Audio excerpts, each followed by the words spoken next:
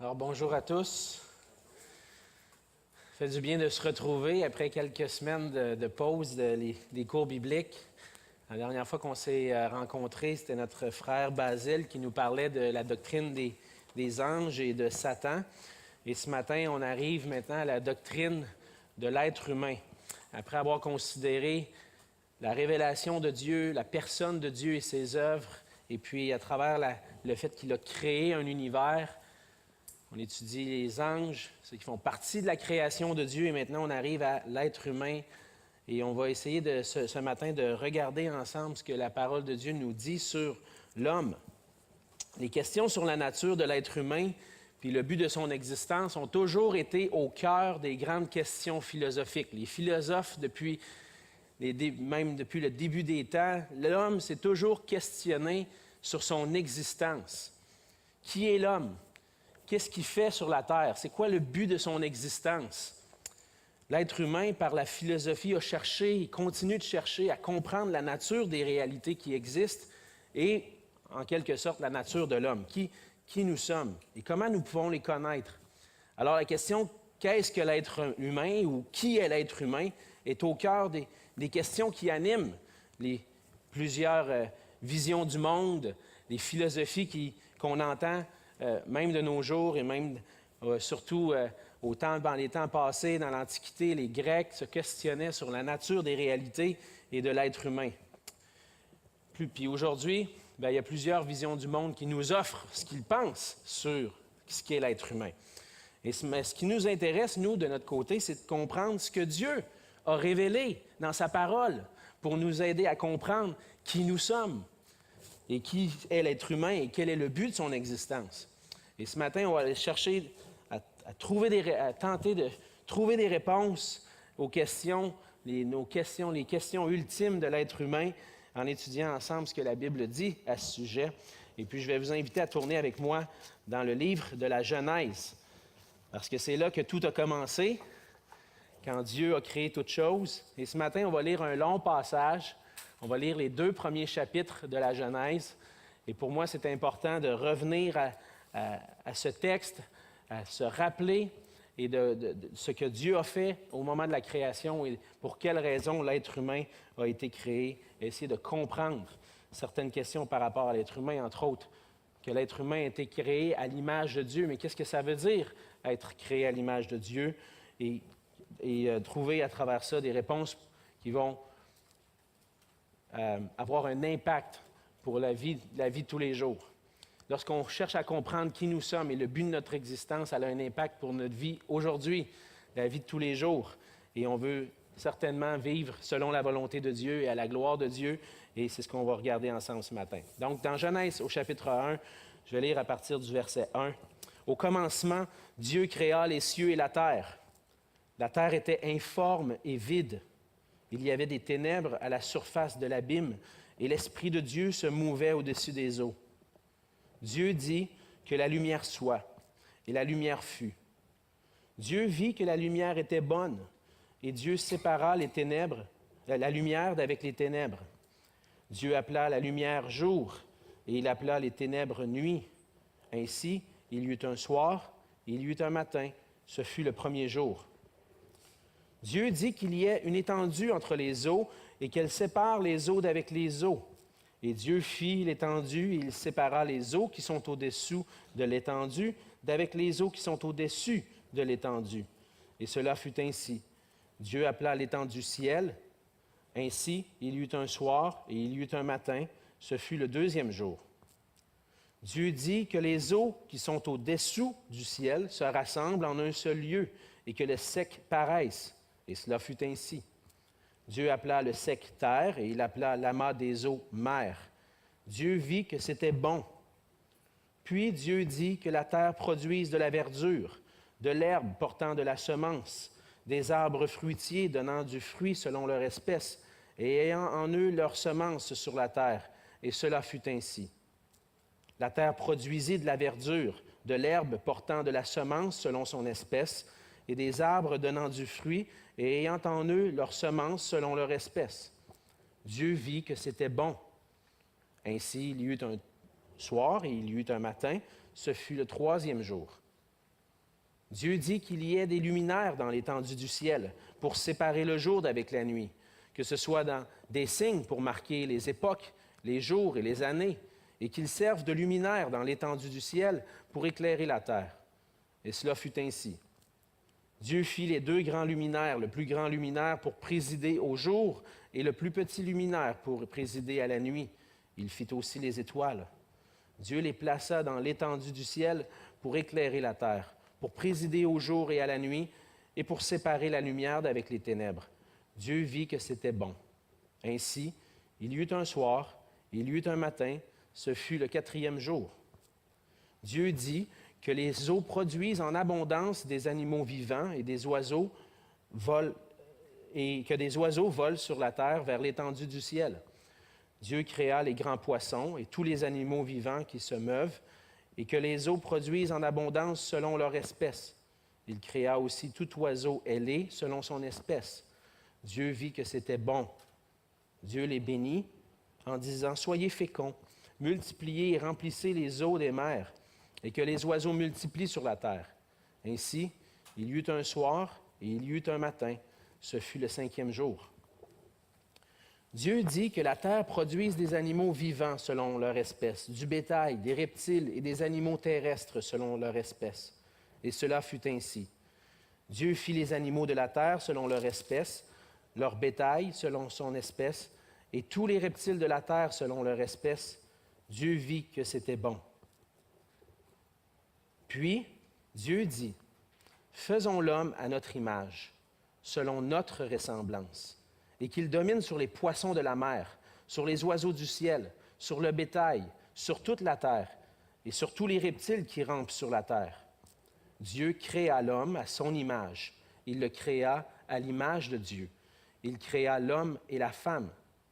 Dieu les bénit, et Dieu leur dit, « Soyez féconds, multipliez, remplissez la terre, et assujettissez-la, et dominez sur les poissons de la mer, sur les oiseaux du ciel, et sur tout animal qui se meut sur la terre. » Et Dieu dit, « Voici, je vous donne toute herbe portant de la semence, et qui est à la surface de toute la terre, et tout arbre ayant en lui du fruit d'arbre et portant de la semence, ce sera votre nourriture.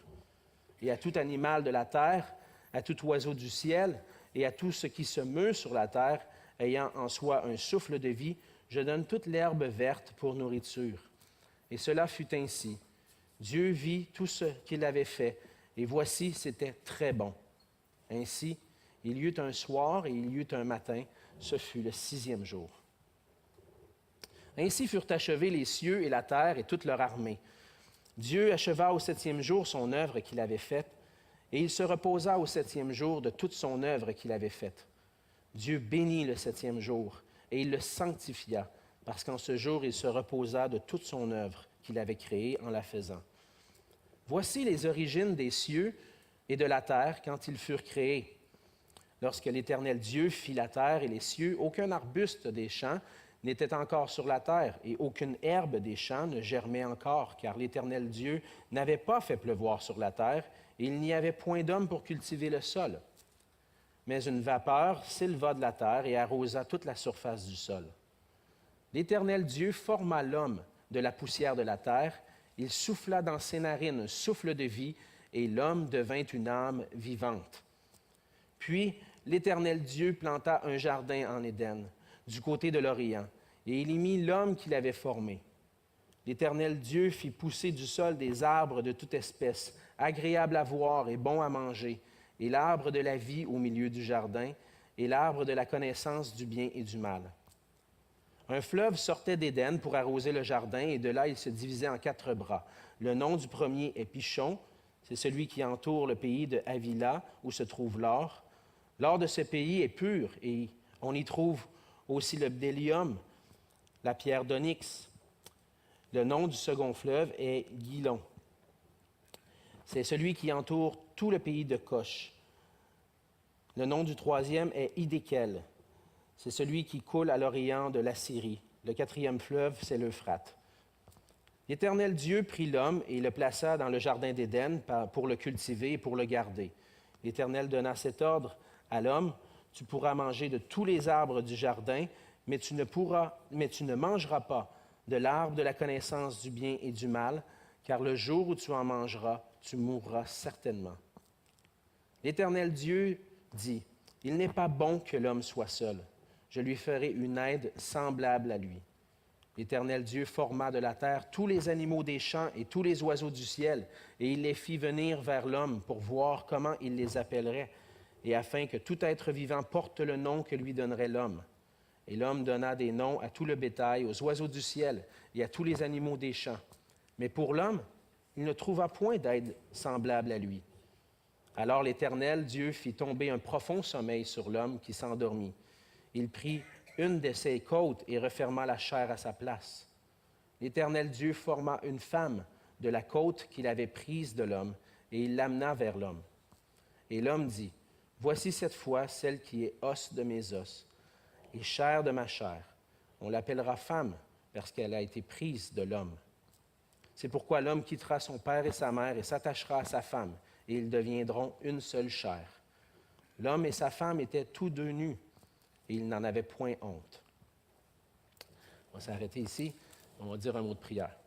Seigneur notre Dieu, on veut te dire merci encore une fois pour le privilège qu'on a de pouvoir ouvrir ta parole ensemble ce matin, de pouvoir le faire en toute liberté, Seigneur. Merci pour, Seigneur, de t'être révélé à nous. Merci d'avoir vu notre misère et notre détresse spirituelle, Seigneur, là où on était dans notre péché, et d'avoir bien voulu, malgré notre péché, notre faiblesse, te révéler à nous, te faire connaître à nous.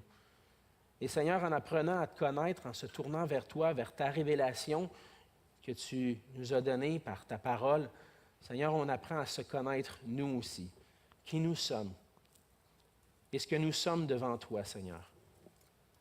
Et ma prière ce matin, c'est que tu puisses ramener nos cœurs et nos pensées à ta parole pour qu'on puisse, dans ce monde qui suggère toutes sortes de réponses à ces questions, qu'on puisse trouver les réponses auprès de toi. Pour comprendre, Seigneur, quel est notre but dans cette vie. Et Seigneur, tu nous appelles à t'aimer, à te glorifier, à t'aimer de tout notre cœur, à aimer notre prochain comme nous-mêmes, à vivre pour toi. Et c'est pour ça qu'on est ici ce matin, Seigneur, parce qu'on veut entendre ta parole afin de pouvoir mieux vivre pour toi, afin d'être transformé par ta parole et ressembler de plus en plus à ton Fils Jésus. Aide-nous, Seigneur, ce matin à avoir des cœurs attentifs et que tu puisses nous parler à travers les Écritures ce matin et que ton nom puisse être glorifié dans nos vies. C'est dans le nom de Jésus que je te prie. Amen. C'est un long passage que j'ai pris le temps de lire ce matin et c'était intentionnel de ma part de prendre le temps de lire ce passage-là dans toute sa longueur. Pourquoi? Parce que de nos jours, on vit dans une société qui nous suggère multiples réponses à la question, aux questions existentielles, aux réalités qui existent. Est-ce qu'il y a un Dieu qui existe ou non? Est-ce que l'homme a un but dans la vie? D'où il vient l'homme? Et toutes ces réponses-là qui nous sont suggérées de plus en plus dans notre culture à travers l'enseignement qui se fait dans les écoles, ceux qui ont connu les écoles confessionnelles à l'époque, vous étiez probablement...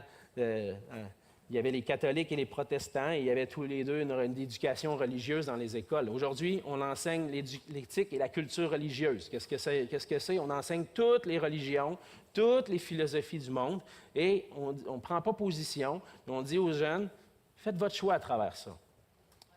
C'est quand même, je pense que c'est quelque chose que j'apprécie, parce qu'une chose pour laquelle je l'apprécie, c'est que mes enfants sont quand même confrontés à d'autres croyances. Je leur enseigne la parole de Dieu, et puis là, ils sont confrontés à d'autres amis en classe, des musulmans, des Québécois, et religieux peut-être, athées. Et puis là, ce que ça fait, c'est que le fait qu'ils apprennent sur ça, bien, ça m'aide à les enligner sur la vérité de la parole et en même temps de les encourager à dire, bien, pourquoi nous, on croit ça, comparativement à ça? Fait que ça pousse leur réflexion. Mais en même temps, ce que ça prône de pouvoir enseigner toutes sortes de religions, de tout mettre sur le même pied d'égalité, ça enseigne un relativisme religieux. C'est que dans un sens, tu choisis ce que tu veux, puis ça fait ton affaire, c'est correct. Alors que lorsqu'on est croit en Dieu, lorsqu'on croit que Dieu s'est révélé, on croit que Dieu s'est révélé, que c'est la vérité, que c'est ce qu'on devrait croire.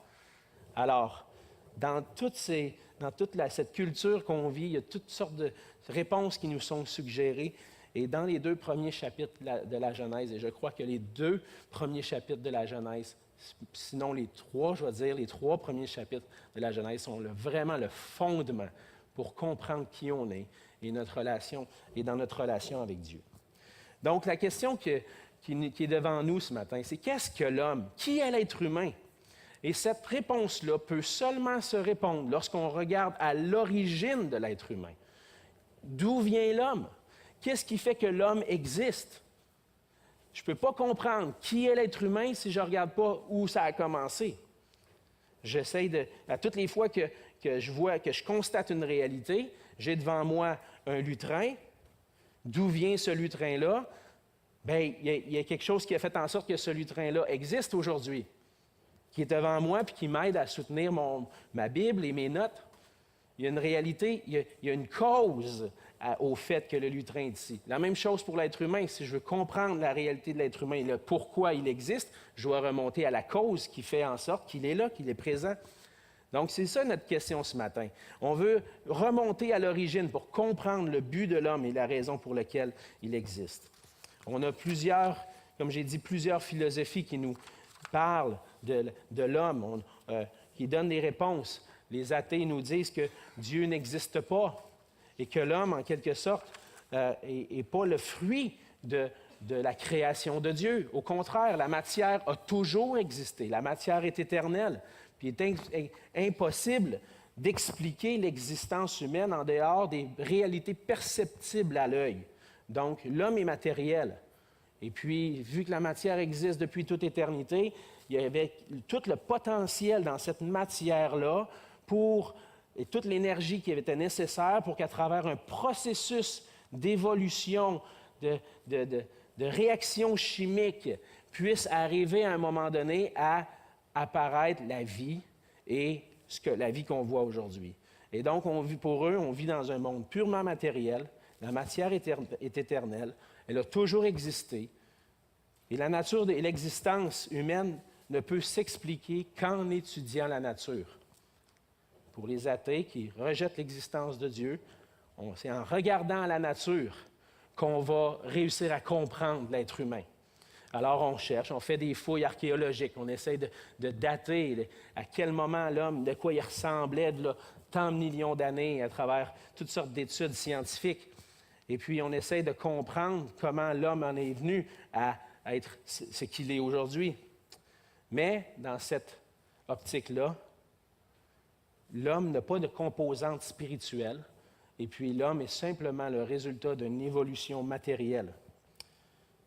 Ce qui, à mon avis, n'est pas satisfaisant, parce que je crois qu'on a une dimension spirituelle à notre existence. On le voit dans toute l'histoire de l'humanité, et même encore aujourd'hui dans plusieurs cultures, il y a cette soif de l'homme de chercher à atteindre un idéal, ou même à connecter avec un être supérieur. Toutes les religions du monde, c'est ça en quelque sorte. C'est cette soif de l'être humain de remplir un vide spirituel, d'entrer en relation avec un être supérieur. Et l'athéisme rejette cette idée-là de spiritualité et, selon moi, ne répond pas à cette question-là. Comment traiter de la réalité spirituelle de l'homme, du bien et du mal, de l'existence du bien et du mal? Alors, insatisfaisant à mon avis. Il y a les agnostiques, pour eux, disent qu'il est impossible de connaître la vérité sur la nature et le but de l'existence humaine. L'agnosticisme dit, finalement, on n'est pas en mesure de connaître la vérité. C'est impossible d'arriver à un moment donné où on va connaître réellement quelle est la vérité. Et donc, ils vont rejeter toute affirmation de la vérité parce qu'il y a tellement de propositions qui nous est faites que tellement difficile de choisir dans tout ça puis d'en arriver à une conviction certaine que ça, c'est la vérité, qu'on dit plutôt la vérité n'existe pas. Et donc, ça se peut que ce soit Dieu, ça se peut que ce soit l'évolution, mais on ne pourra jamais le savoir. Ça, c'est ce que les agnostiques nous proposent. Il y a une autre philosophie qui est née au cours du 20e siècle, on appelle ça l'existentialisme. Ceux qui ont lu Jean-Paul Sartre, entre autres, un Français qui a écrit au 20e siècle, est un existentialiste. Cette philosophie-là affirme que l'existence de l'être humain ne s'explique qu'en termes de l'expérience humaine. En d'autres mots, pour comprendre qui est l'être humain, je n'ai pas besoin de regarder à son origine, mais plutôt à l'expérience qu'il vit à tous les jours. Alors, je regarde l'être humain, puis si je veux le comprendre, je n'ai pas à chercher à l'extérieur, mais plutôt à regarder l'expérience. Et dans un sens, la nature de son existence va définir qui est l'homme. Et c'est, entre autres, cette philosophie-là de l'existentialisme est née, entre autres, de la philosophie de Descartes, qui a affirmé une phrase très connue. Descartes a dit « Je pense, donc je suis ». Quel est le problème avec cette affirmation-là? En fait, ce que Descartes est en train de dire, c'est que présentement, dans mon expérience, je pense. Je réalise que je suis en train de réfléchir. J'ai cette capacité de réfléchir. Et cette capacité de réfléchir-là, ma raison m'amène à pouvoir définir qui je suis. Ah donc, qu'est-ce que Descartes a fait? C'est qu'il a inversé l'ordre qui devait être, qui existe en fait dans la réalité avec ce que Dieu nous a révélé. Je pense, donc je suis. L'expérience précède l'essence. Alors que ce que Dieu dit, c'est tu es, et pour ça, tu as la capacité de penser. Parce que je t'ai créé, tu as la capacité de penser. Et à cause de ça, en quelque sorte, ce que nous, on est en train de dire, ce n'est pas notre expérience qui va définir qui nous sommes, mais plutôt notre origine, qui nous a créés et dans quel but il nous a créés. Et l'existentialisme a pris sa place, en quelque sorte, de plusieurs manières dans notre société. On l'entend aujourd'hui. Qui tu es, ça ne dépend pas des autres autour de toi, ça dépend de toi. C'est toi qui définis toi-même ton identité et qui tu es. Et aujourd'hui, ça prend sa forme dans toutes sortes de choses. Aujourd'hui, c'est le mouvement des LGBT, en quelque sorte, vont utiliser ça pour défendre leurs droits. Si moi, je nais comme un mâle, mais qu'à l'intérieur de moi-même, j'ai une identité que je me sens plus comme femelle, bien, ce n'est pas les autres, ce n'est pas qui je suis, comment j'ai été créé qui va définir qui je suis, c'est mon expérience. Et en réalité, mon identité, ce n'est pas ce que j'ai été à la naissance, mais plutôt ce que moi, je décide d'être. Et en quelque sorte, et là, on voit des mouvements de transgenre et d'identité sexuelle qui sont reliés à ça. Alors, dans mon expérience, je vis toutes sortes de choses qui me permettent pas je ne m'identifie pas à comment j'ai été créé. Et qu'est-ce qui arrive? Je renverse l'ordre créationnel et puis je décide moi-même qui je suis. Ça peut être ça dans toutes sortes de domaines. J'ai pris cet exemple-là parce qu'il est quand même un peu plus extrême et présent dans notre société. Mais si je veux définir qui je suis, moi, je ne suis pas comme ça, je n'ai pas été créé comme ça, c'est mon expérience qui décide qui je suis. Et ça, c'est l'existentialisme. On n'a pas à chercher à l'extérieur. Et alors que le théisme chrétien, ce que nous, on croit, va définir, en quelque sorte, ça d'une autre façon. J'existe parce qu'il y a un créateur qui m'a créé. C'est lui qui définit qui je suis. Et c'est lui qui m'a donné une identité.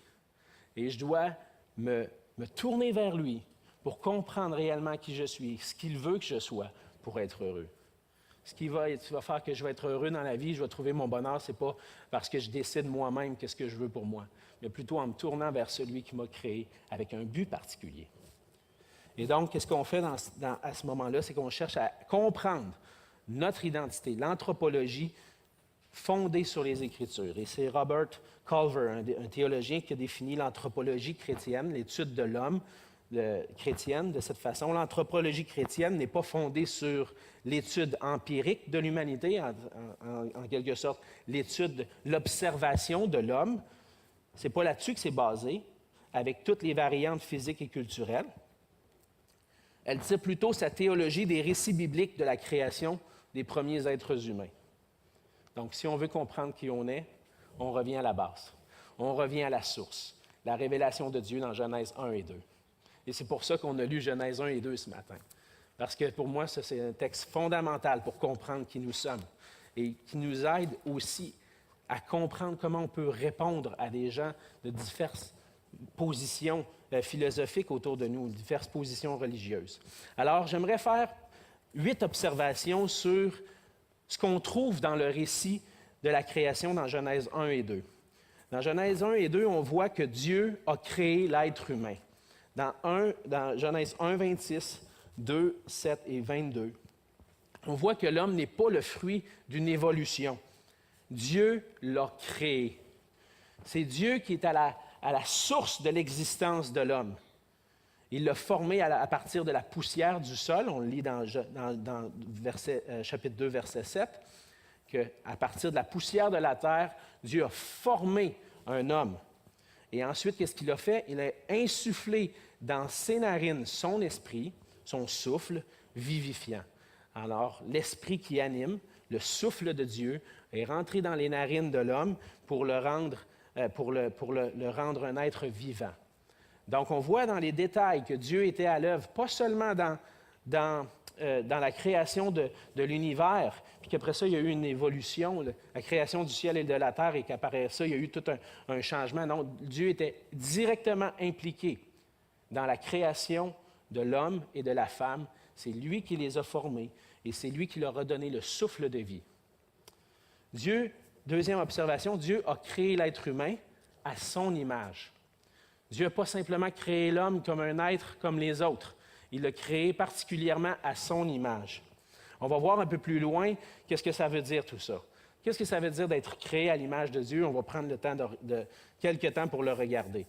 Mais pour l'instant, ce qui est important de réaliser, c'est que l'homme est la seule créature que Dieu nous mentionne qui a été créée à son image. Les bêtes, Dieu a donné le souffle de vie aux bêtes, aux animaux, etc., mais jamais, à part l'homme et la femme, il va dire qu'ils sont créés à son image. Et on va voir un peu plus loin qu'est-ce que ça veut dire. Mais ce que ça fait, c'est en quelque sorte, ça m'amène au troisième point, c'est que l'être humain, finalement, est le couronnement de la création de Dieu. L'être humain est une créature semblable, créée semblable à Dieu, à la ressemblance de Dieu, mais ce qui le distingue de tout le reste de la création, mais en même temps le distingue aussi de Dieu, parce que même s'il est à l'image de Dieu, il est une créature. Il n'est pas le créateur. Donc, il y a un créateur qui a créé un être à son image, le fait qu'on peut ressembler à Dieu, mais ça ne fait pas de nous des dieux, ça fait de nous encore des créatures qui vivent sous la souveraineté de Dieu et en même temps qui est supérieur au reste de la création. Le couronnement de la création de Dieu, encore une fois, c'est Culver qui dit « Le récit de la création est progressif. » Lorsqu'on regarde Genèse 1 dans son ensemble, c'est un récit progressif. Et l'homme en est le point culminant. Il ne fait aucun doute que la nature progressive du récit avait pour but de démontrer la supériorité de l'homme sur le reste de la création. Et donc, il faut voir, dans le fond, là, que le récit de Genèse 1, là, c'est que Dieu est en train de mettre en place les choses pour finalement arriver à la création de l'homme et de la femme. Et ce qui nous aide à comprendre ça, c'est que finalement, à la fin, ce que Dieu va faire, c'est qu'il va donner à l'homme le pouvoir de dominer sur le reste de la création. Donc, Dieu a créé toutes choses et arrive à la fin, un point culminant, il crée l'homme qui, lui, domine sur le reste de la création. Et ça fait que l'être humain, c'est le couronnement de la création de Dieu. C'est une création à part des autres créatures. Quatrièmement, on voit que Dieu crée l'être humain en tant qu'homme et femme, mâle et femelle. Donc, c'est Dieu qui a décidé, à la base, qu'il y avait un homme, un mâle et une femme, femelle. Et c'est carrément c'est ça les mots qui sont utilisés dans l'original. Il les a créés mâle et femelle. Et donc, tous les deux, autant l'homme que la femme, sont tous les deux créés à l'image de Dieu. On voit ça dans Genèse 1, 27. Il a créé l'homme et la femme à son image. Et qu'est-ce que c'est en train de nous dire? C'est qu'il n'y en a pas un qui est supérieur à l'autre. Ce n'est pas l'homme qui est créé à l'image de Dieu, puis la femme est inférieure. Elle n'est pas vraiment l'image de Dieu parce qu'il l'a créée par après. Non, les deux sont créés à l'image de Dieu. Et en tant que créatures, elles sont égales aux yeux de Dieu. Et ça identifie aussi le fait que Dieu donne à l'homme une identité sexuelle à la naissance ou au moment de la création, un homme et une femme. Dieu leur donne le mandat, cinquièmement, Dieu leur donne le mandat de se multiplier, de procréer d'autres êtres humains afin de remplir la terre. Genèse 1, 28. Donc, Dieu crée l'homme avec un but. Multipliez-vous. Et il dit, l'homme va quitter son père et sa mère, là, au chapitre 2, il va s'attacher à sa femme, les deux vont devenir une seule chair, et ensemble, ils vont avoir le mandat de représenter Dieu sur la terre en dominant sur la création et aussi en se multipliant. Sixièmement, on observe que Dieu leur donne la domination sur le reste de la création, dans 1,28, je l'ai déjà mentionné. Septièmement, on voit que Dieu a créé l'homme dans un état d'innocence. En quelque sorte, Genèse 2,25 nous dit que l'homme et la femme étaient tous deux nus et n'en avaient point honte. Ils étaient dans un état d'innocence, qui comprenaient, qui ne voyaient pas que la nudité, c'était quelque chose de mal. Aujourd'hui, à cause du péché, on dit la nudité, c'est mal, on s'habille. J'ai mis des vêtements avant de venir devant vous ce matin. Ça aurait été un petit peu bizarre, hein? Mais dans ce temps-là, à l'époque de la création, c'était pas bizarre. Parce que Dieu les avait créés comme ça, dans un état où il n'y avait pas de mal dans la sexualité ou dans la façon dont Dieu nous avait créés. Donc, ils étaient dans un état, je veux dire, d'innocence. Ils ne connaissaient pas encore le péché. Et huitièmement, Dieu a créé l'être humain avec la liberté de choisir ce qu'il veut. Dans les versets 15 à 17 du chapitre 2, Dieu va leur donner un commandement. Et je mets au milieu du jardin l'arbre de la connaissance du bien et du mal. Puis il dit, tu ne vas pas y toucher. Ça, c'est l'ordre que je te donne. Mais Dieu n'a pas tout fait en sorte que l'homme ne touche pas à l'arbre. L'homme avait la liberté de choisir ce qu'il voulait. Il avait une liberté. Et à ce moment-là, cette liberté-là était pas le péché. Ce n'était pas le péché encore. L'homme avait la possibilité de pécher ou de ne pas pécher. Et on va voir ça un peu plus loin ensemble. Mais ça, c'est toutes des choses qui nous aident, des vérités qui nous aident à comprendre qui est l'être humain et aussi en face de toutes sortes de philosophies autour de nous, à comprendre comment Dieu a créé l'homme pour mieux comprendre qui on est puis aussi répondre à certaines affirmations. Donc, je pourrais aller dans toutes sortes de sujets, puis on pourrait avoir des conférences de toute une journée sur comment comprendre la domination de l'homme sur la Terre. Par exemple, aujourd'hui, il y a des groupes activistes qui font en sorte qu'on protège tellement l'environnement, puis les animaux, puis tout ça, que l'homme est devenu un esclave de tout ça. Il faut les laisser vivre, c'est la nature. Puis on a mis la nature au-dessus de l'homme. On pourrait discuter de tout ça. C'est quoi notre responsabilité en tant que chrétien sur les questions environnementales? Dieu nous donne la possibilité de dominer, mais en même temps, à quel niveau, jusqu'à quel point on domine? Toujours sous la souveraineté de Dieu, etc. Fait il y a plein de questions aujourd'hui qu'on vit dans notre culture, dans notre société, qui sont répondues lorsqu'on regarde les premiers chapitres de la Genèse. Mais on n'a pas le temps ce matin d'aller dans tout ça. Je vais aller plutôt dans le but de l'existence de l'homme. Dieu a créé l'homme dans un but. Premièrement, Dieu a créé l'homme et l'être humain pour vivre. Au départ, la mort n'était pas là.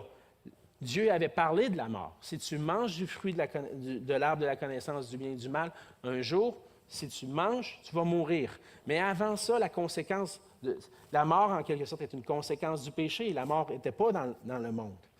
S'il n'y avait pas eu de péché, l'être humain n'aurait pas connu la mort physique et spirituelle. Là, on se demande comment ça aurait fonctionné, tout ça. Je ne sais pas. Je sais qu'il y a des hommes qui sont jamais morts, par exemple. On pense à Enoch qui a été enlevé au ciel. Comment ça serait arrivé? Est-ce qu'après une couple de milliers d'années, Dieu a dit, OK, c'est correct, tu as fait ton temps sur la terre, viens avec moi, il vient nous chercher. Je ne sais pas comment ça serait passé. Mais la mort est une conséquence du péché. Et Dieu a créé l'être humain, puis c'est ça mon point, pour vivre. Et quand je regarde les gens autour de moi, que chrétiens ou non chrétiens, à moins de vivre une détresse vraiment profonde, les gens veulent vivre. J'avais un de mes voisins avec qui je discutais dernièrement. Il m'a annoncé qu'il avait un cancer, qu'il ne pouvait pas être opéré, puis que les traitements ne fonctionneraient pas, puis il a appris qu'il allait mourir. Il ne connaît pas le Seigneur. Puis je prie pour Dieu pour me donner la grâce de pouvoir, du temps pour pouvoir lui parler de l'Évangile. Mais qu'est-ce qui est venu dans son esprit quand il a appris ça? Il dit, j'ai pleuré pendant toute la fin de semaine. Un monsieur dans les 70 ans à peu près, il dit, j'ai pleuré toute la fin de semaine. Pourquoi? Il aime la vie. Il veut vivre. Et en quelque sorte, l'être humain cherche aussi de toutes sortes de façons de régler les problèmes de santé pour pouvoir donner aux gens le plus longtemps de vivre parce que l'être humain veut vivre. C'est comme ça que Dieu nous a créés. Dieu nous a créés pour vivre. Et la mort est une conséquence du péché. Donc, Dieu nous a créés pour vivre. Il nous a créés pour vivre. J'ai employé un terme latin ici qui est utilisé dans la littérature. Coram Deo. Coram Deo, ça veut dire dans la présence de Dieu. Dieu nous a créés pour vivre dans sa présence, pour vivre en relation avec lui. Dans le jardin d'Éden, Adam et Ève, ils jouissaient de la présence de Dieu. Ils vivaient continuellement dans la présence de Dieu. On a été créés pour vivre dans la présence de Dieu. Et c'est ce que Adam et Ève expérimentaient à l'origine. Et puis, à cause de la chute, la présence de Dieu, à un moment donné, a été coupée. Ils ont été mis dehors du jardin où Dieu était présent. Ils ont été coupés de la présence de Dieu. Et par sa grâce, Dieu, en Jésus-Christ, veut rétablir la relation, veut venir rétablir, nous réconcilier avec lui pour qu'on puisse vivre dans sa présence pour l'éternité. Et déjà, à travers Jésus-Christ, on peut vivre dans la présence de Dieu, devant sa face, pour lui plaire, pour le glorifier. C'est ça le troisième point. L'être humain a été créé pour glorifier Dieu. Le but de l'existence de l'homme est implicite dans le passage dans certains passages, Genèse 1 et 2, mais on le voit à travers les Écritures, que le but pour lequel on a été créé, c'était pour glorifier Dieu. Entre autres, je vais citer les passages du Nouveau Testament dans 1 Corinthiens 10, 31. Paul dit « Soit donc que vous mangiez, soit donc que vous buviez, soit que vous fassiez quelque autre chose, faites tout pour la gloire de Dieu. » Alors le croyant qui est réconcilié avec Dieu en Jésus-Christ a cette possibilité maintenant de vivre pour la gloire de Dieu, peu importe ce qu'il fait. Que ce soit manger ou boire ou n'importe quoi que je suis en train de faire. Je peux le faire au nom du Seigneur Jésus pour la gloire de Dieu. Et ça, c'est un des buts pour lesquels Dieu nous a créés. Et entre autres, un des buts pour lesquels Dieu nous a recréés en Jésus-Christ, dans Éphésiens 1, 11 et 12. En lui, en Jésus-Christ, nous sommes aussi devenus héritiers ayant été prédestinés suivant le plan de celui qui opère toutes choses d'après le conseil de sa volonté, afin que nous servions à célébrer sa gloire, nous qui d'avance avons espéré en Christ. C'est quoi le but de notre existence? Vivre dans une intimité avec Dieu et vivre pour la gloire de Dieu. C'est pour ça que Dieu nous a créés. On va voir la semaine prochaine la doctrine du péché. On va comprendre que, dans un sens, le péché est venu tout bousiller la création excellente, très bonne que Dieu avait créée. Le péché est tout venu bousiller ça.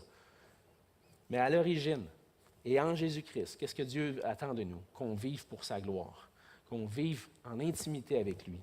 Et je vais dire comme ça, le summum de l'existence humaine, c'est d'être uni à Dieu en Jésus-Christ. Et ça, c'est ce que c'est être un être humain. Et on va aller voir un peu plus loin avec l'idée de l'image de Dieu dans l'homme. Dieu a créé l'homme à son image. On va essayer de définir un peu c'est quoi ça, l'image de Dieu. Dieu a créé l'homme à son image, à sa ressemblance. Il l'a créé à l'image de Dieu, Genèse 1, 27. Et qu'est-ce que ça veut dire, ça, à l'image de Dieu? En fait, ce que je crois, c'est que en étant l'image, en étant la représentation de Dieu sur la terre, l'homme devait être le reflet de Dieu, le reflet de la personne de Dieu sur la terre, son représentant. comme le reflet dans un miroir. Donc, l'homme n'est pas Dieu, mais en regardant l'homme, je vois un reflet de la gloire de Dieu. Et donc, je suis, moi, là, comme ça, là, je suis comme un miroir en tant qu'être humain. Que les autres me regardent, puis à travers moi, qu'est-ce qu'ils voient? Ils voient la gloire de Dieu. Je ne suis pas Dieu, mais à travers moi, ils peuvent voir sa gloire. Ils peuvent voir comment Dieu est glorieux. Puis si on veut comprendre comment Dieu est, on peut avoir une idée de sa personne en regardant les autres, l'être humain, comment il a été créé. Ça ne nous donne pas toutes les réponses, mais ça nous donne, en quelque sorte, des réponses. Et on voit que Dieu est un être intelligent, qui est capable de penser, comme l'homme a une raison, capable de réfléchir. Dieu a un cœur, une volonté. L'être humain est une personne qui a une volonté, qui a des désirs, qui affectionne des choses. Dieu est un Dieu d'amour, qui aime ses enfants. Et on voit à travers nous, à travers un père qui aime ses enfants, comment Dieu aime ses enfants aussi. Alors, on est le reflet de sa personne. On est capable de voir que Dieu est un être relationnel parce qu'on aime être en relation les uns avec les autres. On se marie, on a des enfants, on a une famille, on côtoie dans la société d'autres personnes. Et Dieu est un être relationnel aussi. Dans la Trinité, de toute éternité, Dieu est en relation. Le Père avec le Fils et le Saint-Esprit. Depuis toute éternité, Dieu est un Dieu relationnel. Donc, l'être humain, lorsqu'on le regarde, qu'on observe, on est capable de voir, on ne voit pas Dieu, on voit un reflet de sa gloire. Et ça, c'est une des choses qu'on peut noter. L'être humain est à cause de ça, à cause qu'il reflète sa gloire et à cause du mandat que Dieu a donné à l'être humain est le représentant de Dieu. Anthony Okema va dire, comme un ambassadeur représente les autorités de son pays, de la même façon, l'être humain, homme et femme, doit représenter l'autorité de Dieu sur la terre. Comme un ambassadeur se soucie de faire avancer les meilleurs intérêts de son pays, l'homme cherche à faire avancer les intérêts de Dieu dans ce monde. Donc, en dominant sur la terre, en ayant le pouvoir de dominer sur la création, le but de l'homme, c'est de représenter l'autorité de Dieu qui lui a légué ce pouvoir. Et donc, il représente Dieu lui-même. OK? Donc, en dominant, on est en train de représenter Dieu. On est des ambassadeurs, on n'est pas Dieu, on n'a pas tout le contrôle total. On domine sur la terre sous l'autorité de Dieu. Dieu nous a donné cette autorité, ça nous vient de lui et nous, on l'exerce. Mais on l'exerce en étant sous son autorité. Si on veut comprendre, il y a plusieurs théologiens qui nous amènent vers là, et je pense que c'est une super belle réflexion. C'est la meilleure manière pour comprendre l'image de Dieu dans l'homme, c'est en regardant à Jésus-Christ, qui lui est l'image parfaite de Dieu. Le Fils de Dieu qui s'est incarné, qui était en relation parfaite avec Dieu et qui a servi le Seigneur tout le temps qu'il était sur la terre, qui n'a jamais péché. Lui, c'est le véritable être humain. En regardant à lui, on est capable de voir c'est quoi l'image de Dieu dans l'homme. Alors, un des arguments pour ça, c'est que Jésus lui-même est l'image déjà du Dieu invisible. Dans Colossiens 1,15, on l'a vu déjà en parlant de la Trinité. Le Fils est l'image du Dieu invisible, le premier-né de toute la création. Hébreux 1,3, le Fils est le reflet de sa gloire et l'empreinte de sa personne, et il soutient toutes choses par sa parole puissante. Donc, Jésus est l'image de Dieu, mais une image parfaite. Et en regardant à Jésus, on a un vrai reflet de la gloire de Dieu, puis on est capable de dire, oui, si je veux comprendre qu'est-ce que ça veut dire être un être humain, puis de vivre sur la terre, coram Deo, dans la présence de Dieu, je regarde à Jésus-Christ. Il était l'image parfaite de Dieu. Et comment il a manifesté cette image-là en tant qu'homme? Il a été entièrement dévoué à Dieu. Dans Jean 4, 34, Jésus leur dit, « Ma nourriture est de faire la volonté de celui qui m'a envoyé, d'accomplir son œuvre. » Ma nourriture, ce qui me nourrit, ce qui m'énergise, ce qui m'anime, c'est de faire la volonté de Dieu. Quand Dieu nous a créés dans cet état-là, pour qu'on soit heureux, pour qu'on puisse être vraiment des hommes, des êtres humains vivants, c'est en vivant pour sa gloire, en faisant sa volonté. Et puis, à chercher à faire tout ce que Dieu veut. On le voit évidemment à travers tout le récit de la crucifixion et comment Jésus, malgré son humanité, a voulu faire la volonté de Dieu. Dans Matthieu 26, 39, il dit « Puis, ayant fait quelques pas en avant, il se jeta sur sa face et pria ainsi. Mon Père, s'il est possible que cette coupe s'éloigne de moi, toutefois, non pas ce que je veux, mais ce que tu veux. » Ce qui me fascine à travers ce passage-là, c'est que Jésus, qui était Dieu, dans son humanité, ne voulait pas aller à la croix. S'il voulait absolument y aller, il n'aurait jamais fait cette prière-là. Dans son humanité, dans sa faiblesse, pour le dire comme ça, dans son incarnation, dans son abaissement, il regardait la croix et il disait « Moi, je ne veux pas aller là. Si tu peux permettre que cette coupe s'éloigne de moi. » Mais en bout de ligne, qu'est-ce qu'il dit? Ce qui est important, ce n'est pas ma volonté, c'est la tienne. Et lorsque je regarde à Jésus, des fois, je dis, Seigneur, mon ami, ça ne me tente pas, je ne veux pas faire ça, je veux absolument pas m'en aller là. Mais ma vie, elle t'appartient. C'est pas ce que je veux, mais ce que tu veux que je vais faire. Pas facile. Des fois, c'est tough. La montagne est haute à gravir. Puis Jésus avait toute une montagne à franchir, mais il a dit, non pas ce que je veux, mais ce que tu veux. Et je pense que à travers ça, on voit que Jésus reflétait réellement ce que c'est d'être à l'image de Dieu en étant entièrement dévoué à Dieu, dans une relation intime qui dépend de Dieu. On voit plusieurs choses, que Jésus était sans péché. Jésus n'a jamais péché, donc il était capable d'être le reflet de la gloire de Dieu parfaitement tout au long de sa vie. On n'aura pas le temps d'aller dans tous les passages. Jésus, en étant sans péché, était le reflet parfait de l'image de Dieu et de sa gloire, un représentant parfait de Dieu sur la terre. Il était aussi entièrement dévoué à son prochain, envers son prochain. Le Fils de l'homme est venu pour chercher et sauver ce qui était perdu. Il n'est pas venu pour accomplir ses propres intérêts, mais il est venu pour servir.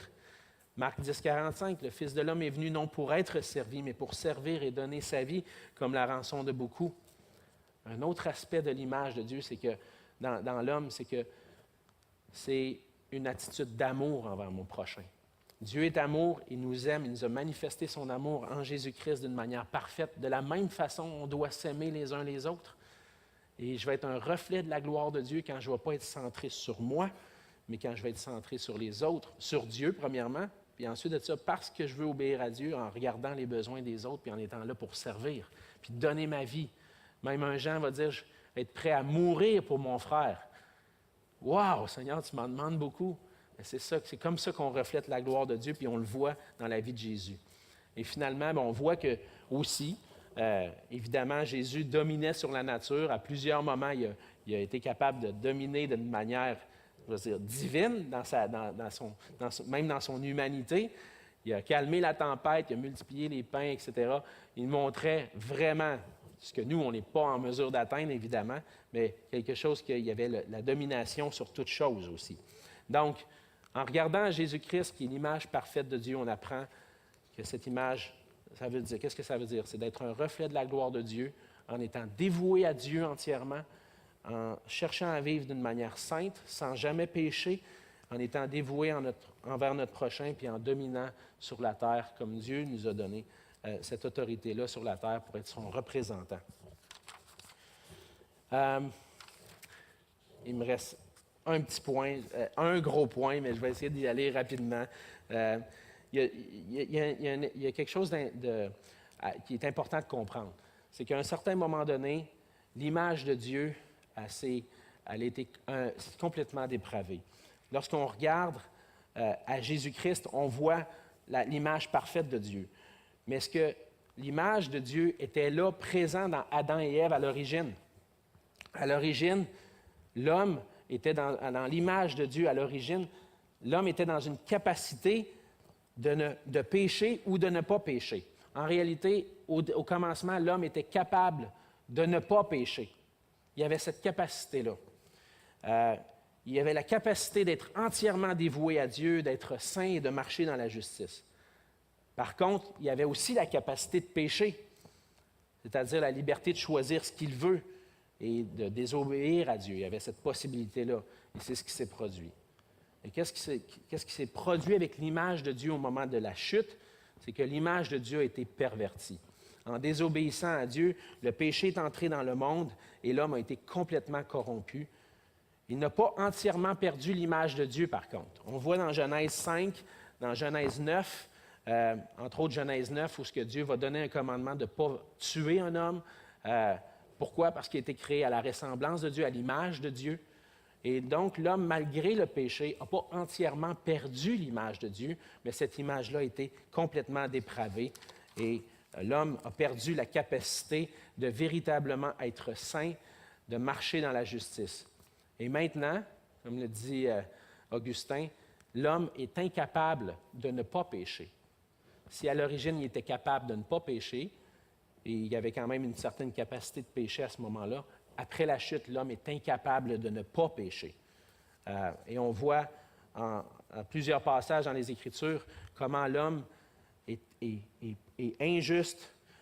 Romains 3, 10, qui cite le psaume 14, nous dit « Nul n'est intelligent, nul ne cherche Dieu. Tous sont égarés, tous sont pervertis. Il n'en est aucun qui fasse le bien, pas même un seul. » Et à cause de ça, à cause du péché, l'image de Dieu s'est pervertie dans l'homme. Et David va dire dans le psaume 51, « Je suis né dans l'iniquité et ma mère m'a conçu dans le péché. » Et depuis Adam, la nature pécheresse étant transmise à toute la race humaine, qui fait que cette image de Dieu qui était bonne à l'origine est complètement pervertie et dépravée. Dans sa grâce, Dieu ne veut pas nous laisser l'être humain dans cet état-là. Dieu veut renouveler cette image-là. Dieu veut nous recréer pour qu'on puisse être en mesure de refléter la gloire de Dieu puis être à son image. Et dans sa grâce, Dieu a voulu restaurer cette image-là dans l'être humain qui était corrompu par le péché. Et qu'est-ce qu'il a fait? Mais par la rédemption qui est en Jésus-Christ, l'homme pécheur est maintenant renouvelé à l'image de Dieu. Par la régénération qui vient du Saint-Esprit, par la nouvelle naissance. Plusieurs passages nous parlent d'une œuvre du Saint-Esprit, entre autres dans Tite, chapitre 3, qui nous renouvelle, qui transforme nos cœurs pour qu'on puisse être en mesure maintenant de refléter l'image de Dieu puis de grandir à l'image de Jésus-Christ. Cette régénération-là, c'est la nouvelle naissance, une recréation avec la capacité de refléter l'image de Dieu. Ça, c'est l'image de Dieu renouvelée. Un verset très important pour cet aspect-là de la doctrine de l'image de Dieu, c'est 2 Corinthiens 5, 17. Si quelqu'un est en Christ, il est une nouvelle création, une création renouvelée. Les choses anciennes sont passées, voici toutes choses sont devenues nouvelles.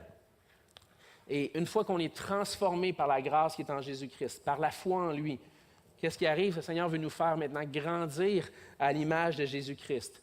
Le Saint nous donne son esprit pour qu'on puisse être en mesure maintenant de refléter l'image de Dieu. 2 Corinthiens 3, 18. Nous tous, dont le visage découvert reflète la gloire du Seigneur, nous sommes transformés en la même image de gloire en gloire par l'Esprit du Seigneur. Fait que cette image-là qui était là au départ, qui était complètement dépravée, Dieu la restaure en Jésus-Christ pour qu'on puisse refléter à nouveau la gloire de Dieu. Et ça, c'est le but de notre vie, refléter la gloire de Dieu. Et avec toutes les difficultés que ça l'entraîne, parfois on tombe, mais notre désir maintenant, c'est de grandir à l'image de Dieu dans la sainteté pour le refléter sa gloire. Oui.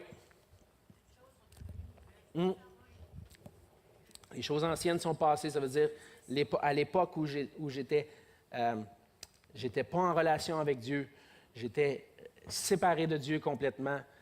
Ma condamnation, c'était la mort éternelle, l'enfer pour l'éternité. Je n'étais pas en mesure de glorifier Dieu. Dieu vient transformer tout ça. Il vient de faire de moi une nouvelle création. Je suis recréé maintenant pour pouvoir être réconcilié avec Dieu, marcher dans sa volonté, puis avoir la vie éternelle. Donc, tout ça s'est passé. C'est transformé tout ça. On a une nouvelle vie maintenant. Et ça, c'est ce que Dieu a voulu faire. Évidemment, on lutte de jour en jour à chercher à refléter l'image de Dieu, mais un jour, Dieu va nous transformer d'une manière parfaite pour qu'on puisse le refléter. Et à la fin des temps, Dieu va restaurer toutes choses. Puis on va avoir la capacité maintenant, si maintenant, au départ, on avait la capacité de ne pas pécher, puis que là, après, par la chute, on était incapable de ne pas pécher, Dieu nous redonne la capacité de ne pas pécher, de dire non au péché. Mais ultimement, on aura la capacité, on aura incapable de pécher, parce qu'on va être rendu parfait. À la fin des temps, lorsqu'on va être avec le Seigneur, le péché n'existera plus. On ne sera pas capable de pécher. Ça va être une création encore mieux que le départ, parce qu'au départ, on avait le choix, on pouvait pécher. Là, on n'aura plus cette capacité-là. Dieu va l'enlever complètement, puis on va être en mesure de refléter sa gloire d'une manière parfaite. Et ça, c'est la doctrine de l'être humain. On a pris beaucoup de temps. Je vous ai laissé quelques questions de réflexion dans les notes. Si vous voulez réfléchir à ça cette semaine, c'est bon. Puis ça nous rappelle que là où on est aujourd'hui, qu'est-ce qu'on veut faire? Glorifier Dieu dans nos relations, dans tout ce qu'on fait, et qu'on puisse l'honorer pour qui il est. On va se courber. Seigneur notre Dieu, je veux te dire merci pour ta grâce envers nous. Merci parce que tu es bon. Tu nous as pas laissés dans cette incapacité, Seigneur, à te glorifier. On était morts spirituellement, Seigneur, ta parole nous dit. Mais en Jésus-Christ, tu as tout accompli pour qu'on puisse être restauré à ton image, pour qu'on puisse être en mesure de te glorifier et trouver le bonheur en toi, Seigneur. Lorsque je réfléchis à ta grâce, Seigneur, mon cœur est ému parce que tout ce que je méritais, c'était d'être séparé de toi et j'étais tellement malheureux sans toi. Et même quand je m'éloigne de toi parfois, Seigneur, mon cœur est malheureux lorsque je ne suis pas près de toi. Merci, Seigneur, de cette relation intime. Merci pour ton esprit qui nous a régénérés, qui nous rend capables maintenant de vivre pour ta gloire. Aide-nous, Seigneur, à rechercher ta gloire en toutes choses dans nos vies et qu'on puisse accomplir ce but pour lequel tu nous as créés et trouver notre joie à le faire, à t'honorer, à te servir. Merci, Seigneur, pour ce temps ensemble. Merci pour ta parole. Et puisses-tu être glorifié à travers nos louanges dans le temps qui va suivre et continuer de disposer nos cœurs à ta parole, Seigneur. C'est notre désir d'être transformé par toi. Et c'est dans le nom de Jésus qu'on te prie. Amen.